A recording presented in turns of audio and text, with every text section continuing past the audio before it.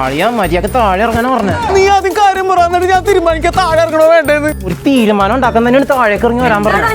എന്താ അയ്യോ നിങ്ങളെന്താ മോളിൽ കയറിയിരിക്കണേ? ഞാൻ കേറിയതല്ലടി, നിന്റെ ആങ്ങളെന്നെ ഓടിച്ചിട്ട് കയറ്റിയതാണ്. എന്താടാ എന്താ പ്രശ്നം? നീ ചുമ്മാതിരിഞ്ഞേ. ഇയാളെ എറിഞ്ഞിട്ടാലേ ശരിയാവുള്ളൂ. ഞാൻ ഇറങ്ങാം. എന്താ അളിയാ? എന്താ കാര്യം എന്നാ അളിയൻ കൊണ്ടുവന്ന ആലോചനയാണ് ഞാൻ പെണ്ണിനെ കെട്ടിയത്. അതെ നല്ല വെച്ചാണല്ലോ.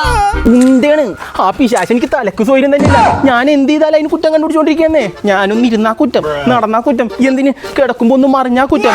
24 മണിക്കൂറും ചീവിട് കരയണ പോലെ എന്റെ ചെവി നിന്നോണ്ടിരിക്കുന്ന നമ്മളിപ്പോ. ഇത് കണ്ട ഹായ് അളിയെ പുതിയ ഇയർഫോൺ അല്ല, അവളുടെ പുളിച്ചതറി കേട്ടിട്ട് ചെവി താളമ്പിച്ചതാണ്. സഹിട്ട് എന്തെങ്കിലും തിരിച്ചു പറഞ്ഞാൽ അവളപ്പ പരത്താങ്ങളെ വിളിച്ചോണ്ട് വരും വക്കാലത്തുമായിട്ട്. ഈ പിശാസിനുള്ള അളിയും പൊന്നും കൂടെ ഒന്നും പറയും എന്റെ തലക്ക് വെച്ചത്. ഞാൻ പൊന്നു കൂടെ ഒന്നും പറഞ്ഞിട്ടില്ല. അളിയനല്ലേ പറഞ്ഞ അവൾക്ക് എന്റെ പെങ്ങളുടെ സ്വഭാവം ഒന്നും. എടാ ഇതിന്റെ അതേ സ്വഭാവമാണ് അതിന്.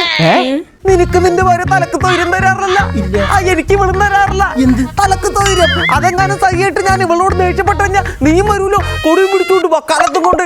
അന്ന് ഞാൻ വിചാരിച്ചാടാ നിനക്കിട്ടൊരു പണി ഇറങ്ങുമെന്ന്. ഓ അപ്പൊ അളിയൻ എനിക്കിട്ടൊന്ന് വെച്ചതാണല്ലേ? ചെറുതായിട്ട്.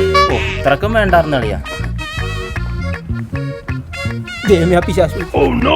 ഹലോ, ഇനി ഞാൻ എന്റെ പെങ്ങടെ വീട്ടിലാണ്. എന്റെ പൊന്നും കൂടോ ഇന്നത്തേക്കുള്ളതായി പറയാൻ വേണ്ടി വിളിച്ചതാ.